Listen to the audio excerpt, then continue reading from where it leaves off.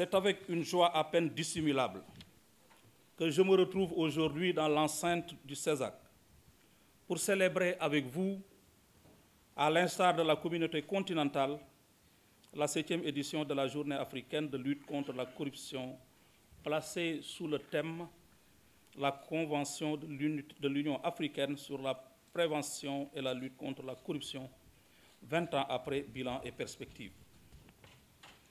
Votre présence remarquée illustre le grand intérêt que vous et les institutions que vous représentez portez aux questions de lutte contre la corruption ainsi qu'aux missions confiées à l'OFNAC. Je voudrais donc vous exprimer mes vifs remerciements à vous tous, chers participants, pour avoir répondu à notre invitation et rehaussé de votre présence cette activité commémorative. Je saisis également cette opportunité pour exprimer ma reconnaissance à Madame le directeur du Centre africain d'études supérieures en gestion CESAC, le professeur Rosaline Dado-Worou Oundekon.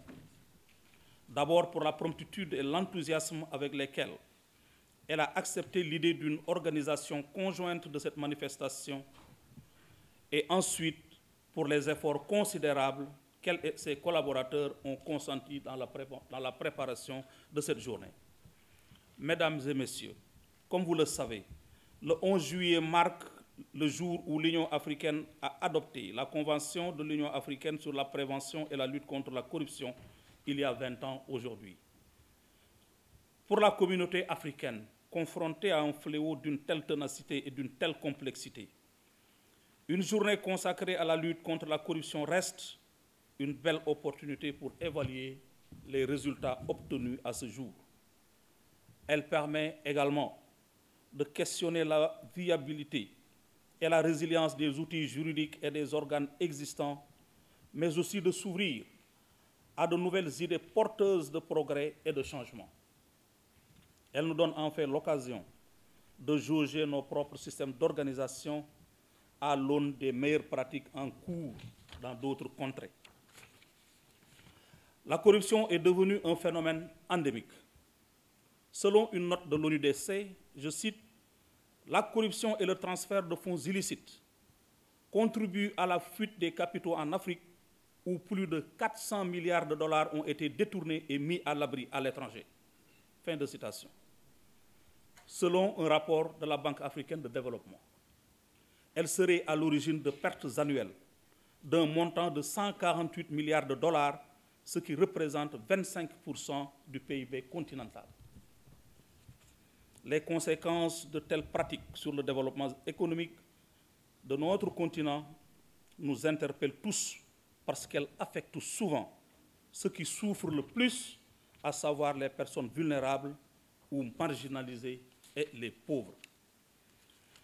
Ces pratiques séculaires freinent les efforts de notre continent pour sortir tous ses habitants de la pauvreté, nourrir et éduquer ses enfants et fournir des services de base à des citoyens.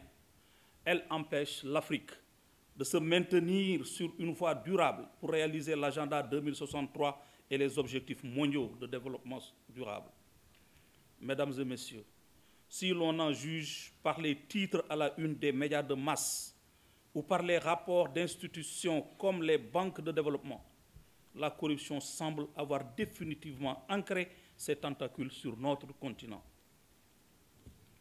Le fait d'accepter cette réalité comme une fatalité et de s'y complaire, en plus de relever d'un certain esprit de démission, ne rend pas justice aux efforts colossaux que les hommes et femmes de ce continent continuent de consentir pour bouter la corruption hors de nos frontières. En effet, depuis 2003, comme le dit l'adage, beaucoup d'eau a coulé sous les ponts. Nous remarquons un mouvement général et irréversible vers une intensification de la lutte contre cette gangrène. Les législations africaines que les structures organisationnelles ont depuis lors subi de profondes et rapides mutations pour être à la hauteur des nouveaux enjeux.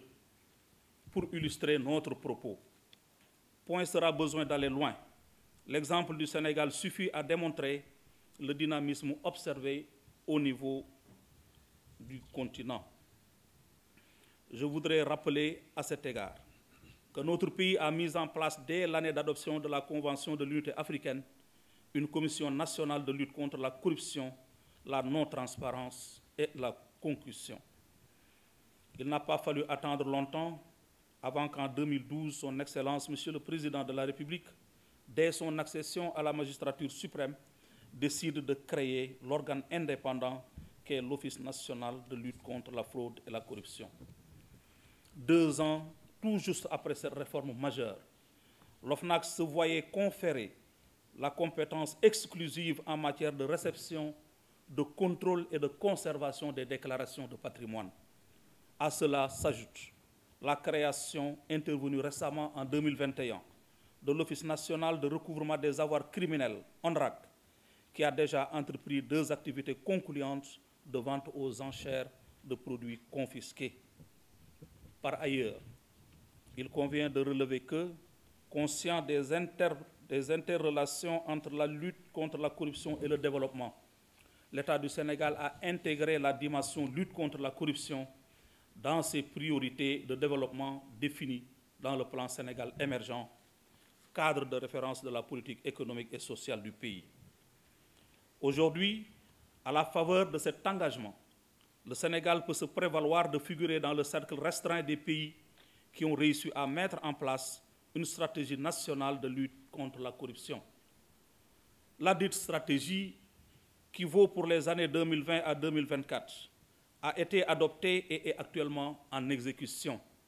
Elle sert de fil conducteur à tous les acteurs concernés pour une mise en œuvre plus coordonnée et plus rationnelle des interventions de lutte contre la corruption au Sénégal.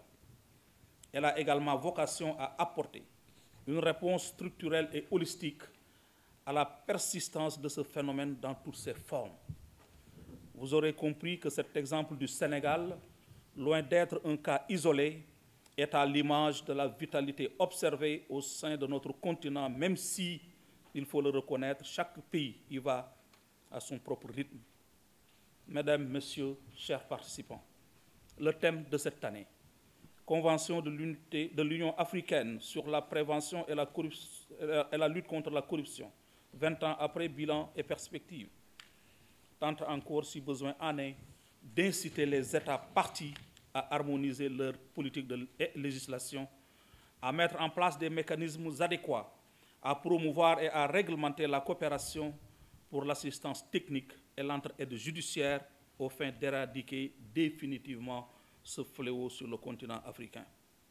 Le panel de discussion qui suivra tout à l'heure et qui sera animé par d'éminents communicateurs issus du milieu universitaire et de la société civile donnera plus d'éclairage sur le bilan réalisé 20 ans après l'adoption de la dite convention et les perspectives à venir.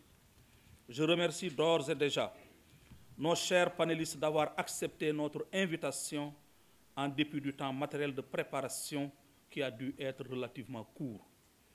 Mesdames et messieurs, malgré les engagements collectifs apparents de bon nombre d'États africains contre la corruption, le défi reste énorme.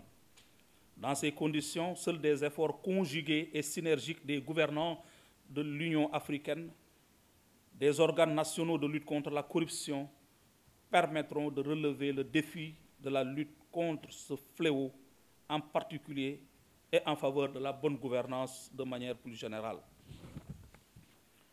Je rappelle que notre pays, qui a beaucoup contribué à l'élaboration de la Convention de l'Union africaine sur la prévention et la lutte contre la corruption, est aussi parmi les premiers États africains à avoir procédé à sa ratification. Mesdames et messieurs, s'il est vrai que dans notre pays, la lutte contre la corruption connaît de nombreuses avancées, force est de reconnaître qu'il subsiste encore des marges d'amélioration et de perfectionnement de notre arsenal anticorruption. C'est pourquoi, dans le prolongement de la ratification des conventions internationales, un effort d'incorporation des dispositions les plus pertinentes dans notre ordre juridique interne continue d'être pris. Fort heureusement, le gouvernement appréhende totalement le rôle important que jouent les structures impliquées dans la lutte contre la corruption en général et l'OFNAC en particulier dans la promotion de la bonne gouvernance, de l'intégrité, qui sont autant de valeurs devant servir de boussole à notre pays pour son développement. Mesdames et messieurs, chers participants, en dépit de la complexité du phénomène et de son internationalisation, la corruption est une proie accessible et vulnérable si nous mutualisons nos efforts et nos ressources pour lui porter tous en même temps l'estocade finale. C'est avec cette note d'espoir que je clôt mon propos en affirmant avec conviction que la capacité de changement positif et de résilience des populations, particulièrement celle des jeunes futurs leaders de l'Afrique de demain, sera une arme de destruction massive face à ce fléau. À ce stade de mon propos, je tiens à vous remercier,